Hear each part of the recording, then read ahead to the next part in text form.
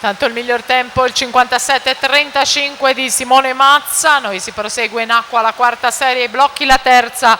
Leonardo Ongaro, Team Veneto in 1, Nicolò Vanzetto, Antares in 2, Edoardo Brugnera, Idros in 3, Andrea Dai Campi 2001 Team in 4, Robert Dall'Ora, Sport Management Verona in 5, Carlo Gallo, Team Veneto in 6, in 7 Leonardo Bardin e Idros, in 8 Matteo Magro, Padova Nuoto. Passaggio più veloce di Leonardo Fontana, 27,36.